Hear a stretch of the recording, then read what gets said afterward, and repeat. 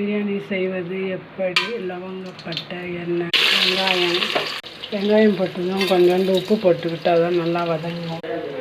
பச்சை மிளகாய், இஞ்சி, தக்காளி, 6-7 தக்காளி போட்டுக்கோங்க. பச்சை மிளகாத்தூள், மஞ்சத்தூள், மிளகுத்தூள், கொத்தமல்லி, புதினா, கறி,